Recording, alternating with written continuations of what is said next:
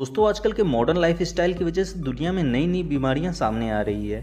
आज मैं आपको एक ऐसी बीमारी के बारे में बताने जा रहा हूं जो बहुत पुरानी है, लेकिन बहुत कम लोग ही इसके बारे में जानते हैं। इसका नाम है थैलेसीमिया। थैलेसीमिया एक बहुत ही सीरियस बीमारी है जिसका इलाज समय से नहीं होने से इंसान को जिंदा रखना बहुत ही मुश्किल हो जाता है। तो आइए आज की इस वीडियो में 3D एनिमेशन की मदद से जानते हैं कि थैलेसीमिया क्या है, ये कैसे होता है और इसका इलाज क्या है। तो चलिए टाइम की वैल्यू को देखते हुए स्टार्ट करते हैं। जिस इंसान को ये होता है उसके शरीर में हमेशा खून की कमी यानी एनीमिया बनी रहती है। थैलेसीमिया को समझने के लिए हमें शरीर के अंदर मौजूद हमारे खून को समझना होगा। हमारा खून 4 चीज़ों से मिलकर बना है: red blood cells, white blood cells, platelets और प्लाज्मा। इसमें red blood cells, white blood cells और प्लेटलेट्स ये खून के सॉलिड पार्टिकल्स होते हैं और प्लाज्मा खून का लिक्विड पार्ट होता है जिसमें ये तीनों सॉलिड पार्टिकल्स तैरते रहते हैं। हमारा खून 55% प्लाज्मा, 45% रेड ब्लड सेल्स और बाकी के 5% वाइट ब्लड सेल्स और प्लेटलेट्स से मिलकर बना है। हमारे खून में मौजूद रेड ब्लड सेल्स खून का एक बहुत ही इंपॉर्टेंट पार्ट है। इसी की वजह से हमारे खून का कलर लाल दिखता है। रेड ब्लड सेल्स फेफड़ों से ऑक्सीजन को लेकर बॉडी के हर सेल्स तक पहुंचाने का काम करते हैं। इनके अंदर हीमोग्लोबिन होता है जो ऑक्सीजन को कैरी करने का काम करते हैं।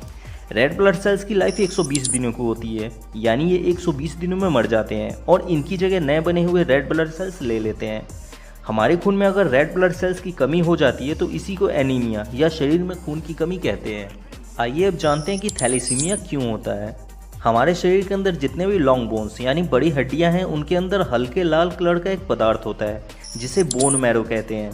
यही बोन मैरो हमारे खून में मौजूद इन सॉलिड पार्टिकल्स को बनाने का काम करते हैं। थैलेसीमिया के पेशेंट में इन्हीं बोन मैरो की प्रॉब्लम होती है।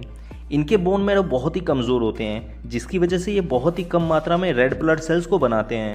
थैलेसीमिया के कुछ पेशेंट के bone marrow red blood cells को तो नॉर्मल तरीके से ही बनाते हैं, पर ये जो रेड ब्लड सेल्स बनाते हैं ये बहुत ही कमज़ोर होते हैं। इनकी लाइफ 120 दिनों के बजाय सिर्फ 20 से 30 दिनों की ही होती है, यानी ये 20 से 30 दिनों में ही मर जाते हैं।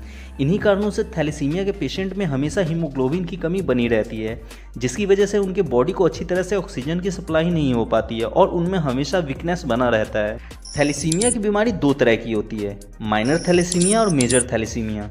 माइनर थैलेसीमिया में शरीर में थोड़ा बहुत हमेशा खून की कमी बनी रहती है, लेकिन अच्छी डाइट और न्यूट्रिशन से ये कंट्रोल हो जाती है।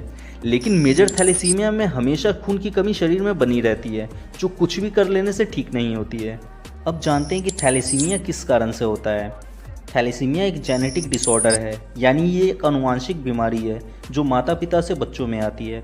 प्रेगनेंसी के दौरान अगर माता या पिता किसी एक को थैलेसीमिया की बीमारी होती है तब जन्म लेने वाले बच्चे को माइनर थैलेसीमिया होने का चांस रहता है, और प्रेगनेंसी के दौरान अगर माता और पिता दोनों को थैलेसीमिया की बीमारी होती है तब जन्म लेने वाले बच्चे को मेजर थैलेसीमिया होने का चांस रहता है। आइए अब जानते हैं कि थैलेसीमिया का क्या इलाज है। कुछ सालों पहले तक थैलेसीमिया का कोई परमानेंट इलाज नहीं था। पहले थैलेसीमिया के पेशेंट को जिंदा रखने के लिए हर 15 से 20 दिनों में उनके शरीर में खून चढ़ाना पड़ता था, पर आज मेडिकल साइंस की तरक्की की वजह से इसका परमानेंट इलाज पॉसिबल हो गया है। अभी के समय में थैलेसीमिया को ठीक करने के लिए इसके पेशेंट का बोन मैरो ट्रांसप्लांट किया जाता है। आई थिंक आपको ये जानकारी अच्छी लगी।